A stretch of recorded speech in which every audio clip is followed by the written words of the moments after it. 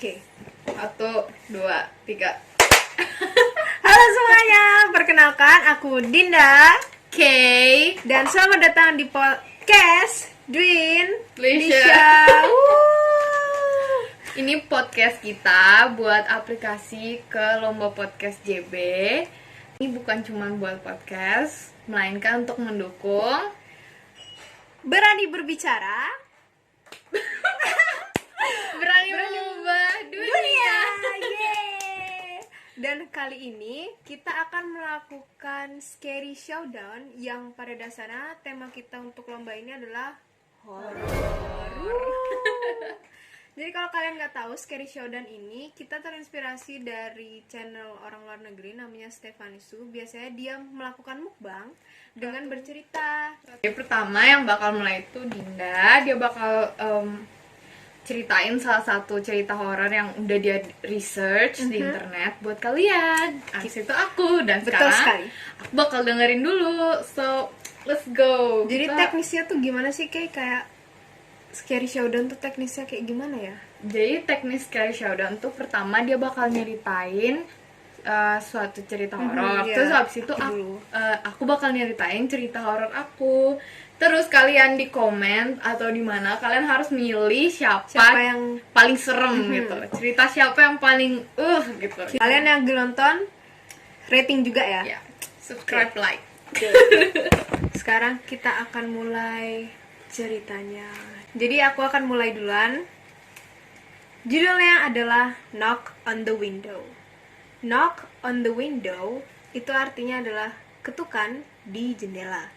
Ini aku ambil dari website wattpad.com. Di bukunya judulnya namanya Creepypasta. Crispy Creepypasta by Hihida. Dan dia ngambil dari sumber yaitu mengakubackpacker.blogspot. Oke. Knock on the window. Aku terbaring di atas ranjang sendiri di suatu malam yang gelap dan sunyi. Aku hanya membolak-balikan badanku di atas kasur, mencoba mencari posisi yang nyaman bagiku untuk tidur. Tubuhku sudah sangat lelah, namun entah mengapa aku tetap tak bisa tidur. Ada sesuatu tentang malam ini yang membuatku merasa sama sekali tidak nyaman. Aku terus berguling di atas tempat tidurku hingga akhirnya menemukan posisi yang cukup enak buatku terlelap. Aku menutup mataku, namun tak ada perbedaan. Terlalu gelap di dalam kamarku untuk bisa melihat sesuatu. Jadi kupikir butuh waktu bagi mataku untuk terbiasa dengan kegelapan.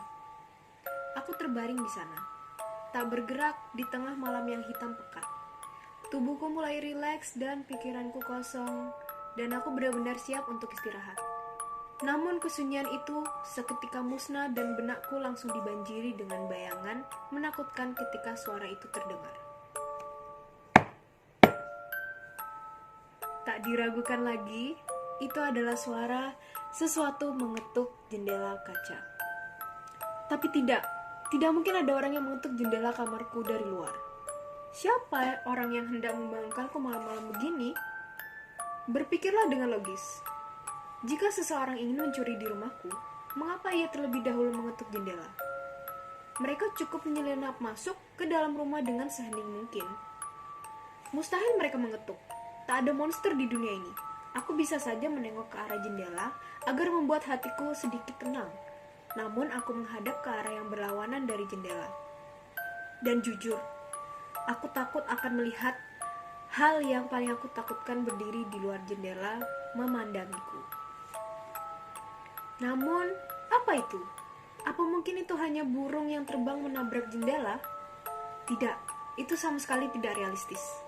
Apa mungkin ada sekelompok anak yang mengerjaiku di malam hari begini?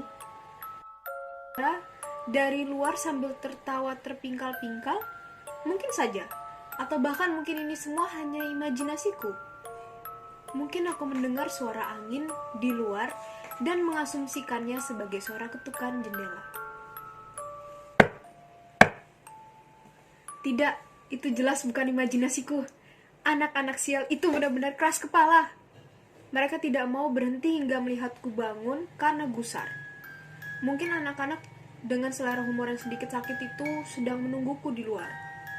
Mungkin mereka akan memecahkan kaca jendela dan menyerangku.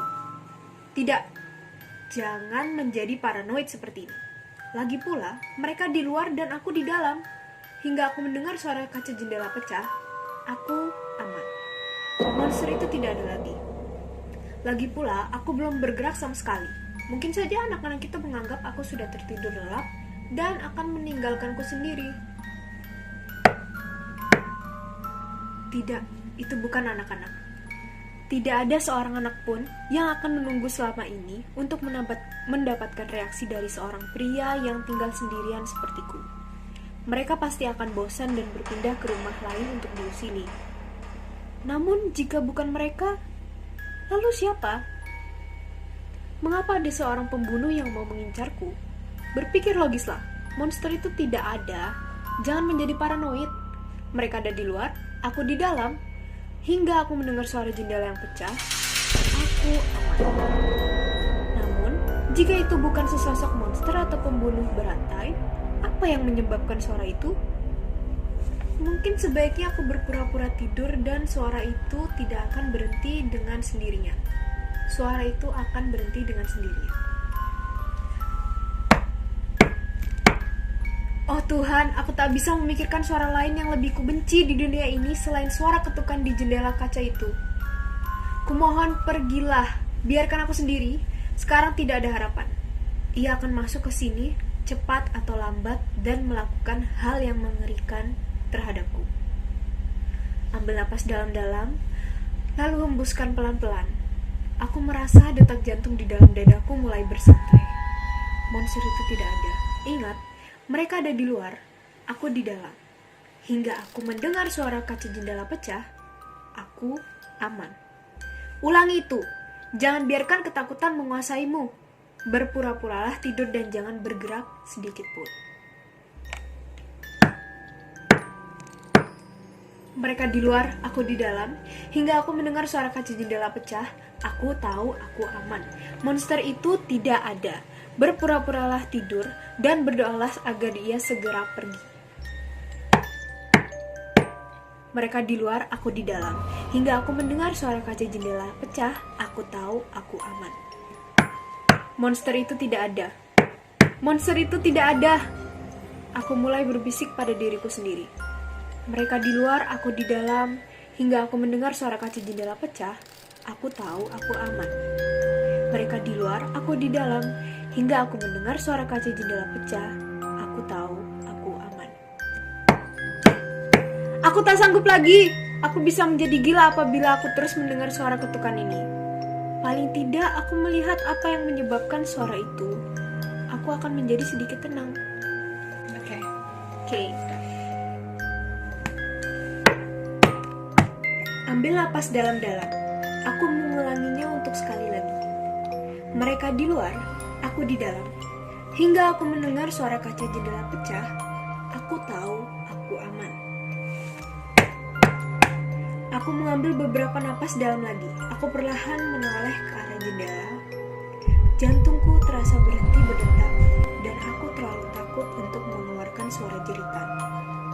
Aku menoleh hanya untuk menemukan sesosok wajah pucat dengan mata hitam kelam menatapku tajam, seakan menelanjangi jiwaku sambil tersenyum bengis. Selama ini, makhluk itu berada di ruangan ini sambil mengetuk-ngetuk kaca jendelaku dari dalam.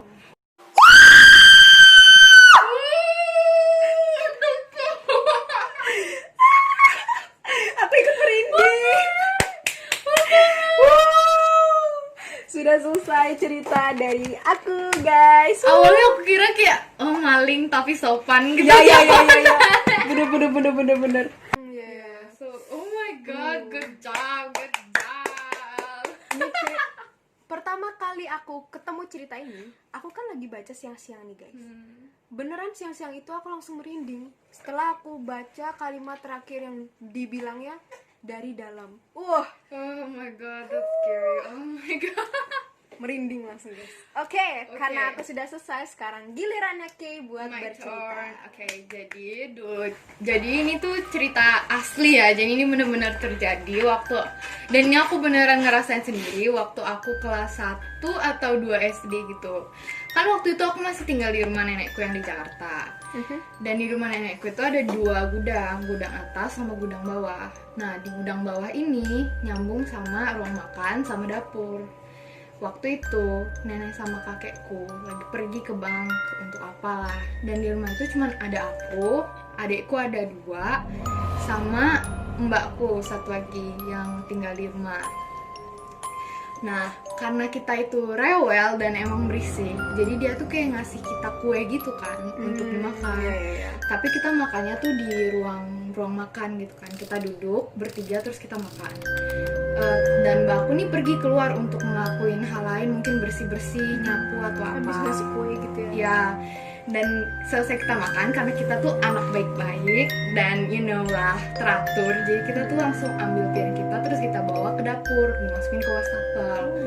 Nah, habis dari dapur ini kita cuci tangan. Tapi cuci tangannya tuh bukan di wastafel dapur, tapi di wastafel di ruang makan gitu ceritanya. Kita cuci tangan dan kita tuh kan ngantri. Jadi ini adekku yang ketiga, adekku yang kedua, aku paling terakhir. Terus kita cuci tangan, mereka semua udah selesai cuci tangan, mereka pergi dan tinggal aku yang cuci tangan sendirian di situ. Tiba-tiba pas selesai aku cuci tangan, pintu gudang itu udah kebuka. Padahal itu tadinya ketutup dan gak ada yang buka. Adek aku udah di ruang keluarga lagi main, lagi nonton. Jadi ya udah, aku kan kayak bingung lah ya, kok dibuka? Di dalam ternyata ada cewek, baju putih panjang sampai kaki dan lengan panjang, dan mukanya ini nggak kelihatan karena ketutupan rambut kayak gini. Bagian ini aku lihat karena ketutupan rambut hitam panjang banget sampai ke pantat gitu. Aku tuh kayak udah kayak siapa sih, kayak nggak jelas gitu. Dan dia mengeluarkan suara, sosok ini tuh kayak ngeluarin suara yang sama persis kayak mbak aku. Padahal dia nggak mirip sama sekali sama mbak aku, karena mbak aku itu bisa dibilang orang yang umurnya udah lebih tua. Terus aku kayak, karena aku masih kecil, aku kayak oh iya paling dia lagi ngambil piring, soalnya piring-piring yang nggak dipakai itu biasanya ditaruh di lantai. Dan dia kayak seakan membisikkan gitu loh ke aku, tolong kak, tolong kayak gitu. Terus di otakku yang masih kelas 2 itu tuh aku mikir, oh tolong ambil piring gitu lah ya. Terus aku kayak oh ya apa yang mau dibantu, sambil jalan ngedeketin gudang. Pas aku udah ada di ambang pintu nih, aku udah dikit lagi aku bisa masuk ke gudang, aku udah di ambang pintu, adekku tiba-tiba teriak kakak kayak gitu. Untung aja aku noleh, terus pas aku noleh balik, si cewek ini udah gak ada.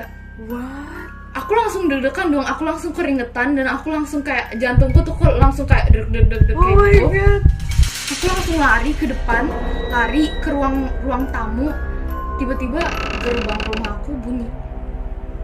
Ternyata mbak aku baru pulang dari dia tuh abis ngambil kayak surat gitu di luar. Makanya sampai sekarang tuh aku pikiran terus cewek yang di gudang itu siapa. Dan aku tuh udah lupa soal cerita itu sampai 2 tahun lalu, kayaknya pas Ramadan 2 tahun lalu kan aku balik lagi ke rumah nenekku. Terus mbakku yang sekarang itu pas malam-malam dia nyuci baju, dan ruang cuci baju ini space-nya kebuka. Jadi lantai 3 itu kan isinya cuma gudang, itu bisa kelihatan dari bawah dari ruang cuci baju. Terus dia nyuci baju karena sorenya itu kita pergi kan, jadi dia nggak sempet, jadi dia cucinya malam. Dan besoknya itu pas aku kan bangun duluan biasanya, terus besoknya itu pas aku lagi sarapan, dia tiba-tiba nanya dari dapur, kak di rumah ini bukannya cuman kita doang ya, kok kemarin mbak lihat ada cewek cantik banget di lantai 3 kayak lagi ngeliatin mbak cuci baju gitu, itu siapa ya? Terus aku langsung kayak keinget dong cerita-cerita yang dulu yang di gudang bawah itu. Terus dia bilang cantik banget, tapi kok agak pucet gitu kayaknya katanya. Dan mbakku tuh kayak ngomong, dia tuh kayaknya ngigo. Dia kira kayak enggak, bukan dia yang ngigo. Maksudnya dia kira mbak-mbak yang di atas tuh ngigo, soalnya mbak-mbak itu kayak ngeliatin dia jemur baju. Kayak Malam mas. Jadi kayak dia lagi jemur baju dan mbak-mbak tuh cuma ngelihat kayak gini dari atas. Kayak bengong gitu ya. Iya. Oh my god, Makanya dia nanya, banget. itu mbak-mbaknya siapa ya? Aku cantik banget. Aku kira di rumah ini cuma ada keluarga kita sama keluarga nenek doang. Kayak gitu, woy. Oh my god. Dan itu real, itu beneran kejadian gitu. Dan aku tuh kayak masih kepikiran gitu sampai sekarang. Astaga, sumpah. Maksudnya kalau diliatin dari atas tuh serem banget gak sih? Apalagi dia kayak Iya, dia kayak bener-bener cuman ngelum over kayak gini doang. Ya, semenjak hari itu aku nggak berani lagi ke gudang malam-malam atau pas lampunya mati. Bener-bener nggak mau, anti banget. Nggak. Udah jadi kayak Iya. Udah blacklist jadi, iya, gitu ya? blacklist, no way. Wow, Iya. gila sih. Oke, sekian. Makasih banget udah dengerin. Semoga kita menang. Amin. Jangan lupa like kalau kalian suka cerita horor kita. Rating juga mana yang lebih seram. Mana yang lebih Apakah seram? cerita yang asli atau cerita yang dibuat? Ya, kalau kalian gimana apa? Oke. Makasih banget pokoknya yang udah nonton sampai akhir dan udah dengerin semua cerita kita. Sekian dari kita. Semoga kalian terhibur. Jangan lupa Berani berbicara. berani mengubah dunia. Bye-bye. Bye bye. Salam dari podcast Dwin Indonesia.